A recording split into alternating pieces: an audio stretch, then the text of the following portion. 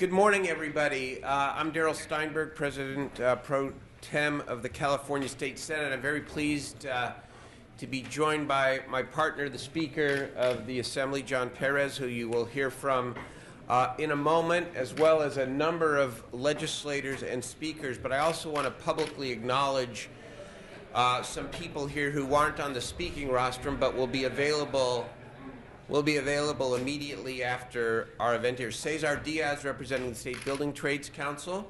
Welcome. Scott Wetch, representing the IBEW, Local 11 in Los Angeles. David Hothschild, the Vice President of Solaria and the President of the California Solar Alliance. Ben Higgins, the Director of Government Affairs for Rec Solar and Mainstream Energy. Rachel O'Brien with the League of Conservation Voters. Reed Addis with the Conservation Strategy Group. Peter Miller with the Natural Resources Defense Council. Josh Richmond, the Vice President of Business Development at Bloom Energy. And Donald Fowler, the President and CEO of Dogpatch Strategies. It's a great name. Thank you all for joining. 2 nights ago, the governor outlined somberly and honestly the immediate challenge confronting California, and that, of course, is the state budget. The budget is and remains our top priority, as it is essential to the economic health of our state that we put our fiscal house in order as quickly as possible. But while we do so, we must also continue to provide state and national leadership in our ongoing effort to strengthen California's economy by supporting emerging industries, improving public education, and creating jobs for Californians. And so it was last week, in his State of the Union address, that the President of the United States set a man-on-the-moon goal of generating 80% of America's electricity from clean energy sources by 2035. Today, we are here to announce that California is ready to not only do its part, but to lead in helping our country achieve that goal. This package, which is not the exclusive package, there will be a number of bills and initiatives, I'm sure, moving forward in 2011, but this represents the beginning of California putting its stake in the ground here.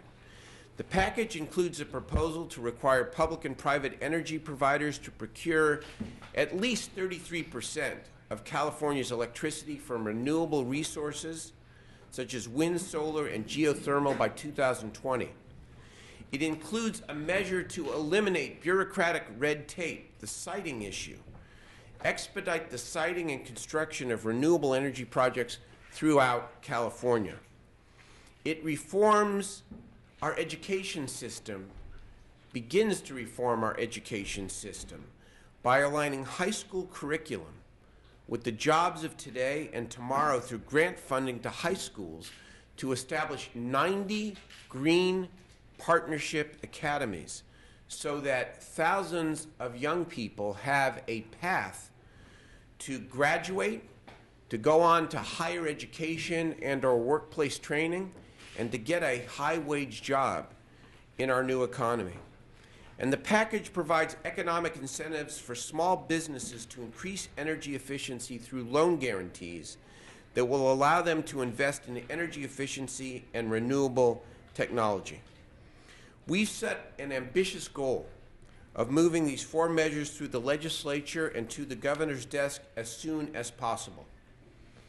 And we want to tell the people of California that, again, while resolving the budget is our first order of business, that we are serious about rebuilding and building California's economy now and as the year proceeds. Speaker Pérez, welcome. Thank you. Good morning, everybody. I'm pleased to join Senate President Pro Tem Steinberg and my colleagues for this announcement. We're unveiling a package that will help put Californians back to work in green technology, one of the most promising industries of the 21st century. This is a comprehensive package that moves California forward on a number of fronts. We're setting aggressive targets for our renewable energy portfolio standards to ensure California remains at the forefront of clean energy and building a sustainable economy. We're streamlining regulations and removing unnecessary burdens so that businesses can expand, build more facilities, and hire more workers as quickly as possible. We're building our future workforce by offering grants for green vocational education in schools. And we're creating more incentives to increase energy efficiency by increasing access to capital for property owners to renovate properties so that they are energy efficient. This will lower the risk for lenders and be more cost-effective for borrowers, and will help create jobs in the construction industry to renovate properties. This is an aggressive, multifaceted approach. We're working to increase energy efficiency while decreasing our share of dirty energy. We're helping businesses hire new employees now, while also preparing our workforce for the future demand for skilled green workforce. I believe that this is a strong package that will help California immeasurably. Green manufacturing has the potential to create millions of jobs in the coming decade. Those jobs are going to be created somewhere, and every person in this state recognizes that the natural home for those promising industries needs to be California. This is a package that will help those jobs grow here and ensure that California retains its global status as a leader on building a more sustainable green economy. With that, I'd like to bring up one of the authors of a bill in this package, Senator Joe Simitian. Thank you, Mr. Speaker and President Pro Tem Steinberg. I am the author of Senate Bill 2X, that's Senate Bill 2X in the extraordinary session, and it is fairly simple and straightforward. It calls on California to get 33% of its energy from renewable resources by the year 2020. Many of you here today know that we are the beneficiaries of the work we did back in 2006 when I authored the existing 20% renewable portfolio standard for 2010. The question I get asked often is, how's that working out? We are at 18% as of the end of 2010, according to the Public Utilities Commission, and we expect to be at 21% in this year. So right on task and right on target. The law actually allows for a 3-year cushion, so we are in conformity with the law. And as I said, making just the kind of progress we had hoped when the legislation passed back in 2006. I was encouraged yesterday when we heard from industry leaders. All three of the principal investor-owned utilities spoke at the hearing on renewable energy convened by Senator Padilla, our chairman of the Senate Energy Committee. They talked very specifically about how important having had that 20% renewable portfolio standard in law was, that it was the factor that motivated people to get on the program, to achieve that goal, and to make it more than just a target, but to make it real. We are teed up now to get to 33% renewable energy by 2020. If we send a clear message to the marketplace, then the market will respond with investment dollars, with jobs, and with the tax revenues that come from that economic activity. If we do not send that clear message, then those investment dollars, those jobs, and that tax revenue will go to other states and to other nations. It is as simple as that. There are a host of good reasons why we ought to be shooting for 33% by 2020. It's a chance to clean up the air right now. It's a chance to address climate change right now. It's a chance to diversify our energy portfolio. And those of us who were here in 2001 remember what happens when you have an energy portfolio that's not adequately diversified. That's an opportunity for market manipulation I'd like to see California avoid in the future. Whatever your views about American foreign policy are, I think we can probably all agree that it would be great to have an American foreign policy based on American values and interests rather than on America's energy needs. But perhaps most important in today's economic climate, this is a measure that will bring investment dollars, jobs, and tax revenues to this state at a time when we couldn't need it more. That has already been demonstrated by our push towards 20% 2010. The potential is even greater looking forward over the course of the next decade. It's a measure that has statewide benefits. Places like Inyo, Kern, Imperial County. These are places with geothermal, biomass, wind power. Places in the more urban parts of the state, San Francisco, Los Angeles, San Diego, have already proven that they can be and will be clean energy hubs, clean jobs hubs. Again, if we go to 33% by 2020, we're looking forward to a decade of tremendous growth. And as I say, as a California legislator, I'm hoping to see those investment dollars, those jobs, and that tax revenue come to the state of California. Mr. Speaker, Mr. Pro Tem, the one last observation I want to make is I want to thank both Senators Kehoe and Steinberg, who are joint authors on the bill. And I also want to recognize and express my thanks to Speaker Pérez and 3 of his members, Mr. Bradford, who's standing behind me, Ms. Skinner, who's standing behind me, and Senator Chesborough, now Assemblymember Chesborough, for all the work and support they've given. They have been leaders on this issue in their House and across the hall. I appreciate the support they've given and look forward to being at the bill signing with them all when the time comes. Thank you. Thank you. I'd like to welcome to the podium another leader here who's the author of one of the bills in the package, Assemblymember Nancy Skinner. Thank you, Pro Tem Steinberg, Speaker Pérez, and Senator Smitty. And I want to reiterate why our 2 houses are moving on this package right now.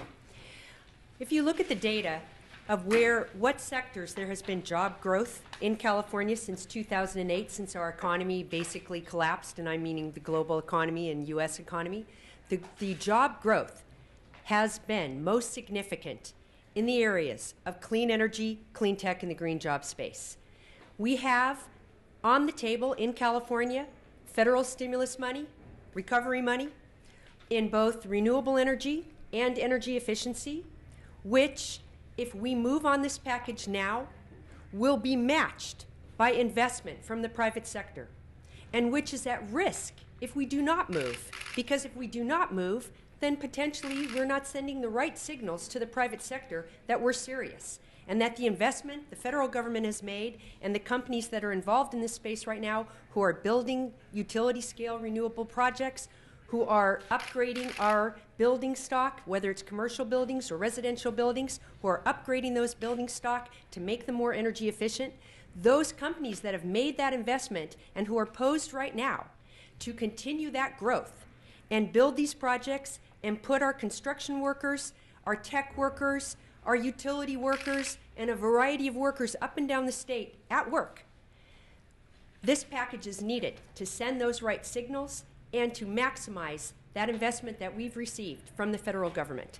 So it is a recovery package, and it fits with our budget actions right now, because in order to deal with the deficit that we have, yes, we have to balance a budget, but we also have to move California to economic recovery.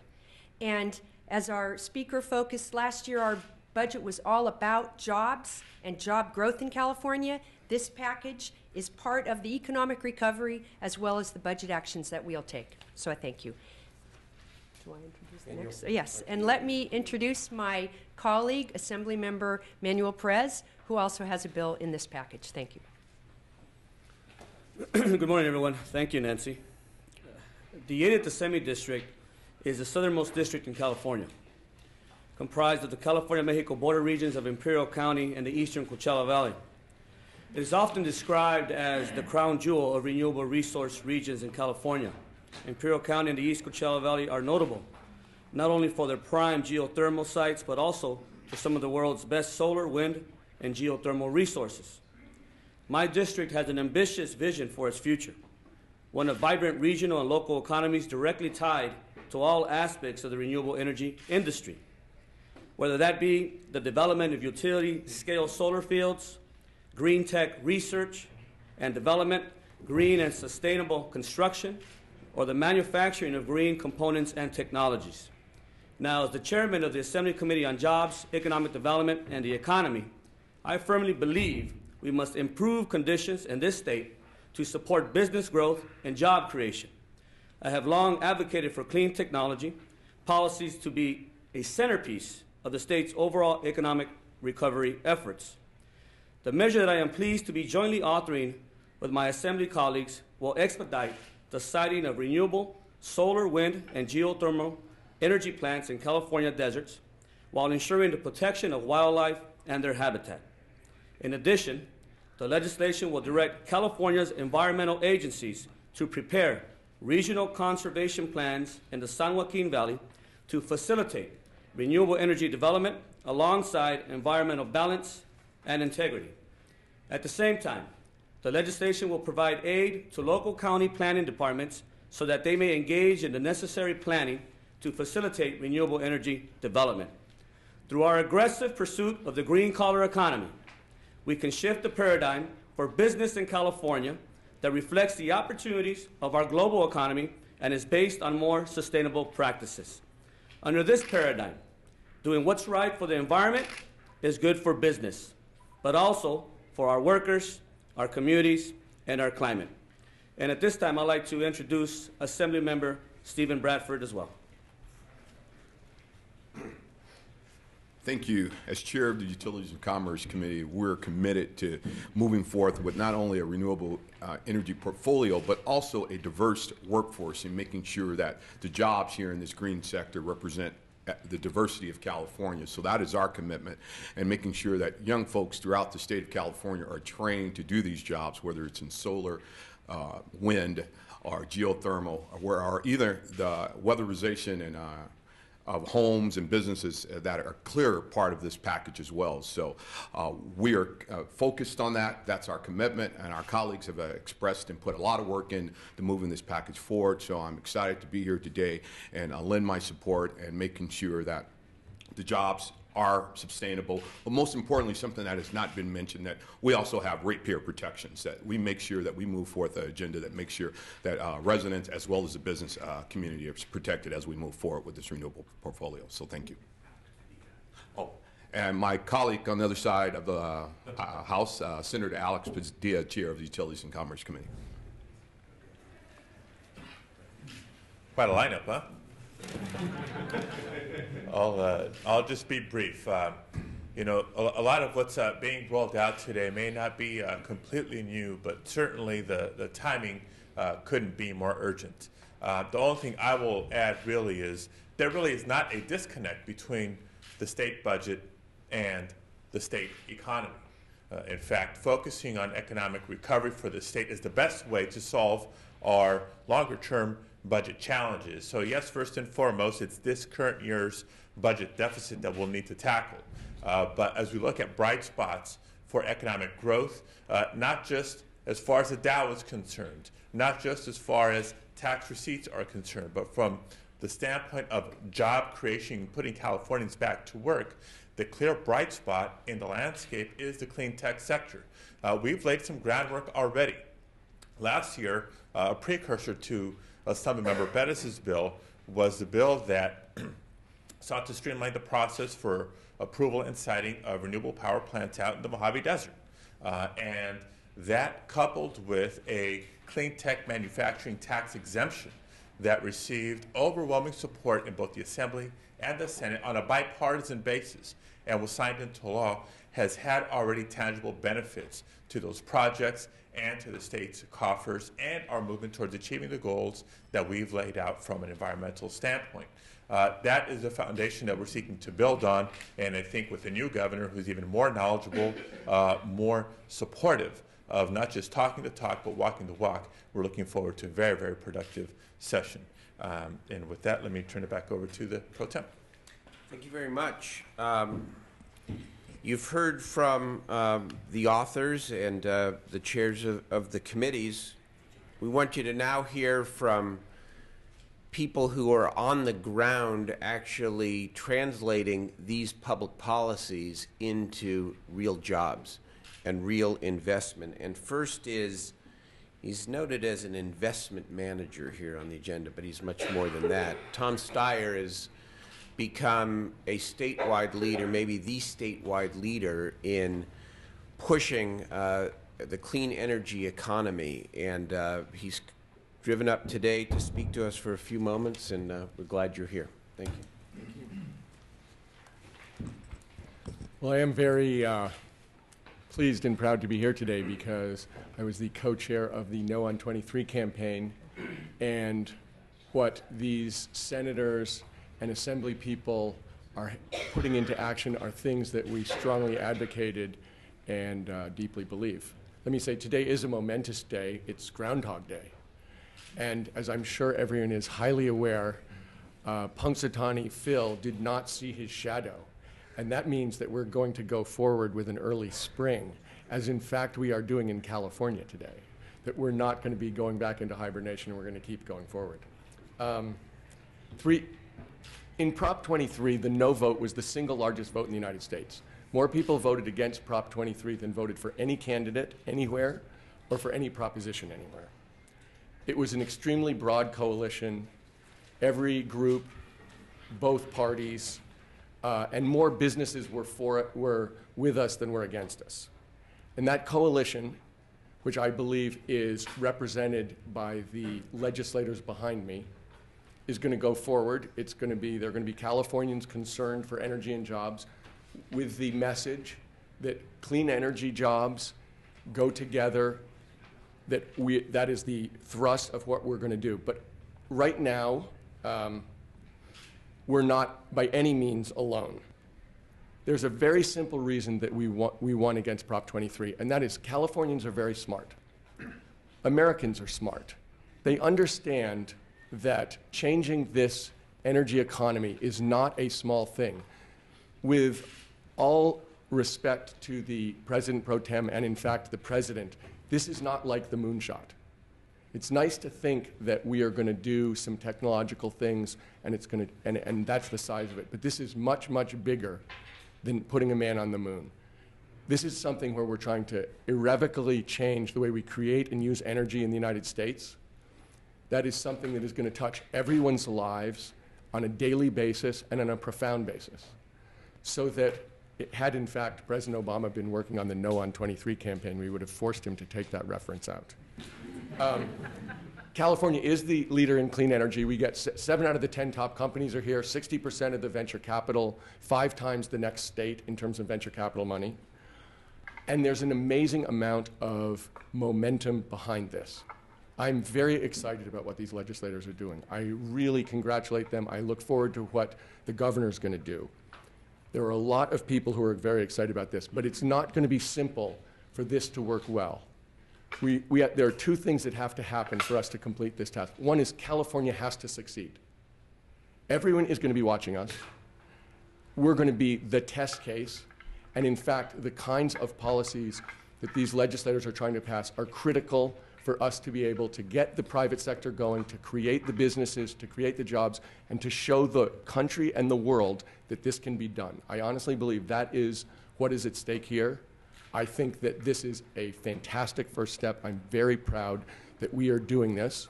There are people around the country who are more than happy to scorn us and predict our demise, as in fact the Wall Street Journal has done consistently and specifically in the last 3 months. And I think that what we're doing here in terms of going forward and creating policies where the clean energy economy can succeed is exactly what's needed. It's a great first step, and I'm very proud to be here today.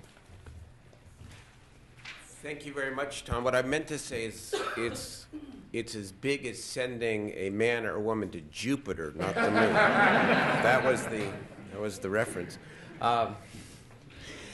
I'd like to invite up Ed Murray, who is a green energy business person from my district in Rancho Cordova, and thank you for coming. Thank you, senators and assembly people present. Good morning. My name is Ed Murray. I'm a contractor installer in Rancho Cordova, California.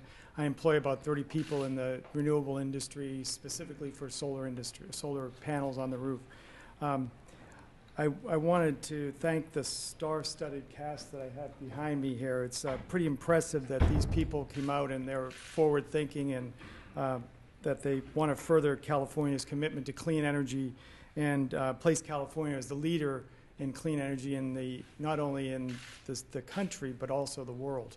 I travel around the world and I see a lot of countries that have solar prolifically across the roof space. We don't have that here in California, although we have so much sunshine here and so much free energy that we could be using, that we should be getting out there and putting solar panels on every single roof. I also represent the California Solar Energy Industries Association, which I've been treasurer for some time. There are about 200 companies that install solar and manufacture solar, most of them within the state of California. And they would like to see these bills be passed by the governor because It'll keep the investment within California and not have to go out to states that are wooing us to come and manufacture in their states. So it's important and critical that these bills get signed by the governor. I also wanted to talk about the jobs that we have in our company. These jobs are from installing levels to sales positions to executive positions. So it encompasses the whole swath of jobs, not just one section or one industry, part of the industry. There are also manufacturing jobs that will come to the state because of these bills. So it's important so that it's a kind of the trifecta. We have clean energy, clean air, jobs, and a better economy because of these bills. It's the perfect storm. We want to stay on the forefront of clean energy and also bring consistency to the investment industry that comes to California to see us. They want to see the level of investment or a level of commitment by the government to stay in California, or else they'll go elsewhere. So we need these bills signed by the governor, and I hope that we do. Please support the industry, and specifically the solar industry, because that's my sector. And thank you for these forward-thinking individuals and people here for keeping us together. Thank you. Good job. Come on, take some questions. Sure. Got a couple of minutes. Go ahead. Just have a couple minutes for questions. Is this package significantly different than what you were considering at the end of the last session that is making through reducing proposals, basically? Two of the elements are essentially the same, but we've added the additional elements with respect to education, with respect to some of the other credits, if you want to expand.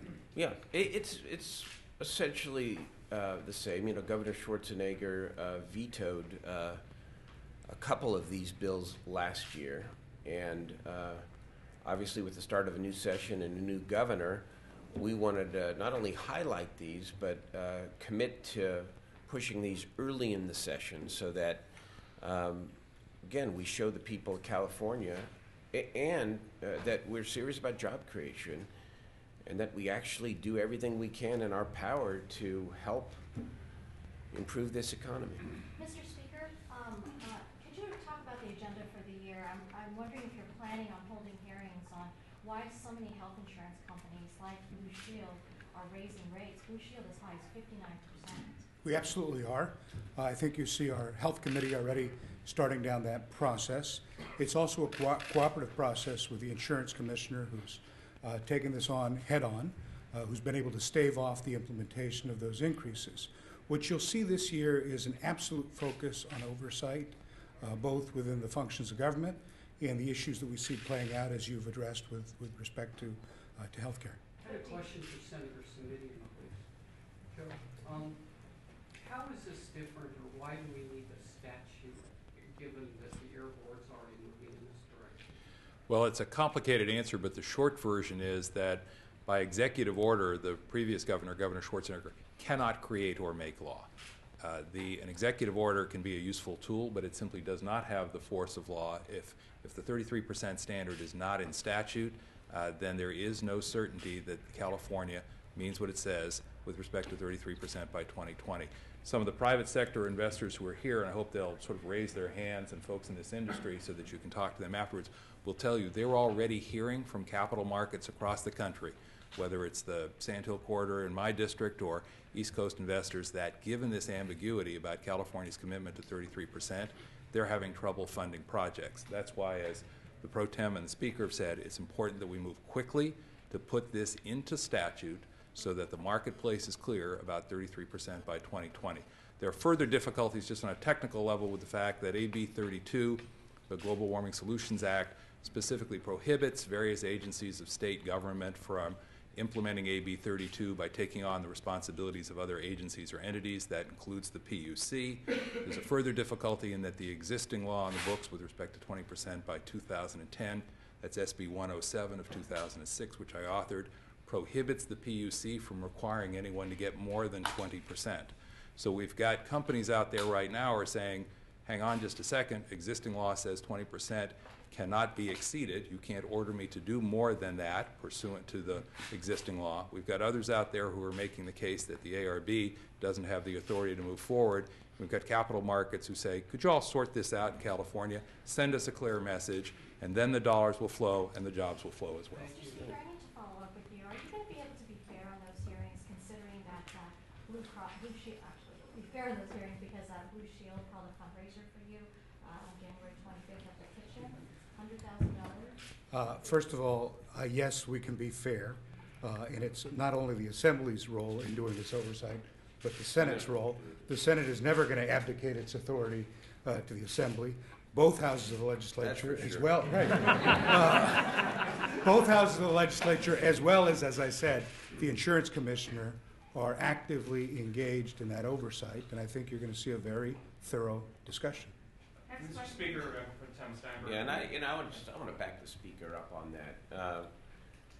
Obviously, it's an appropriate question, but the fact of the matter is we raise money for campaigns for all sorts of sources, but we are going to be very aggressive, and the speaker's going to be very aggressive in protecting the consumers first. You raise money, but you got to look your supporters from all walks of life in the eye and say, hey, on this one, disagree with you strongly, and we both disagree strongly with these rate increases. Can you respond to Republican chatter after the State of the State that they'd be willing to put the taxes on the ballot if they would be combined with a tax cut proposal? Well, I think your smile in asking the question really gives the answer, that it is a laughable proposition. The challenge before us is closing the deficit that exists. It is appropriate for us to give the voters a role in deciding whether or not they want us to extend the temporary tax increases. What those people are saying is, we're in a hole, let's dig deeper. That is a laughable proposition. It is the responsibility of all of us, from both parties, to try to find solutions to get us out of the hole, not to dig it deeper. It is purely a partisan ploy on behalf of those individuals. Now, I'm also optimistic that there are enough Republicans in both houses of the legislature of good conscience who understand the oath of office that they took, that understand that it is their responsibility to be part of the solutions. The Pro Tem and I, our colleagues behind us, the governor, are all working to help find those people and get them to the table so that we can have a comprehensive package that closes the deficit before us. And are there enough Democrats on the same way? Because one of the discussions is that would your caucuses walk completely forward if they tomorrow said, sure, put it on the ballot? I'll speak for my house. I do not anticipate real problems with Democrats going up on these very tough and difficult measures for one very important reason. The only thing worse than these cuts, and we are going to try to manage these cuts, and we do have a couple of weeks to try to make them a little bit more palatable, but we're committed to the $12.5 billion number because the only thing worse than the cuts is allowing this fiscal crisis to linger for all of the obvious reasons. And, this isn't the old negotiation where we're asking for a bunch of things from the Republicans and, hoping that there's a couple of votes. Governor Brown's put forward a straightforward proposal that demands sacrifice from everybody, and we need everybody to get on with it. What do you mean by manage? I'm sorry, can I follow? What do you mean? Does that mean you want to put a number of alternatives to what the governor's put on the table? No, I'm not. Because you said the number, but that sounds as Well, let's be clear. Just as the Senate will abdicate its responsibility to the Assembly, the legislature collectively has a role here. There is a role for the legislature to vet out all the proposals. We have a very exhaustive subcommittee and committee process. Correct. Where people will be evaluating 3 the weeks. details of all of the proposals that are put forward. If in that process there are better solutions that achieve the savings, we're not going to take those off. We're going to actually look to make the most effective, most thoughtful, most productive cuts that will help us get to the closure of this deficit. Are your houses going to give the same CEQA exemptions to the second LA Stadium idea that you gave to Mr. Roski? If so, why? If not, why not? I will speak for myself, and I think my caucus. I'm not interested in CEQA exemptions. That was an extraordinary circumstance. The facts are very different. I'm very excited about the idea and the proposal. Me too. Sounds great, but they're just beginning the process here. Sure. So it's apples and oranges. There were very, very specific circumstances in that case. I've made it very clear, I think, publicly, and if not, I'll make it clear right now. I think that the notion of bringing a football stadium to downtown Los Angeles would be wonderful. I welcome the tens of thousands of jobs that it would create. I welcome what it would do to stimulate the economy. At the same time, we need to be thoughtful about what role we play. We have all said that we are open to discussions about making corrections to take away burdensome hurdles in the environmental process. It can't be a one-off solution. And it has to be focused on making reforms that don't undermine any of the standards in place. So the business community broadly has talked about that. It's actually an element of what we're talking about here, streamlining so that we can build things that we find value in. But none of it should ever be done at the expense of undermining the standards that exist. You welcome the Chargers. I certainly wouldn't welcome the 49ers in LA. No, he's saying he wants to. I wouldn't welcome the 49ers. He wants to keep the 49ers up north. Thank you. 49er fan. Come on here. That's something for the NFL to figure out what team or teams they bring to Los Angeles. I'd be happy to have two teams. We might even be able to accommodate three. What do you think, Steve? All right, one final question, then we got to go.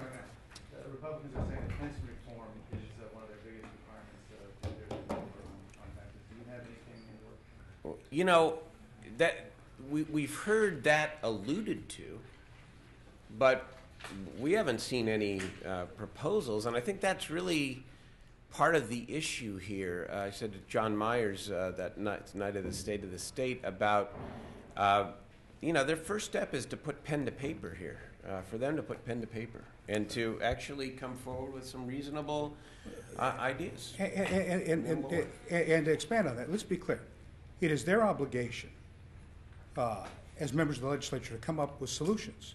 If they think that pension reform is an element of a solution, they should tease it out for us. But then they should be willing to vote for what they propose. Last year you had Republicans talking about pension reform. The Pro Tem and I did an incredible job in moving forward substantial pension reform, and some of the Republican leaders wouldn't vote for that which they proposed because it was politically unpopular for them to do at the time. Let me be more explicit. We went and did the hard work and took the tough decisions because it was important to create that reform, and it was an important element of overall fixing the economy in the state of California. Can I just be more specific about that? 40% of Senate Republicans last year did not vote for the SB 400 repeal. 40%. Look at the record. All right, so let's rhetoric and action, rhetoric and action. Thank you all very much. Thank you. Good job.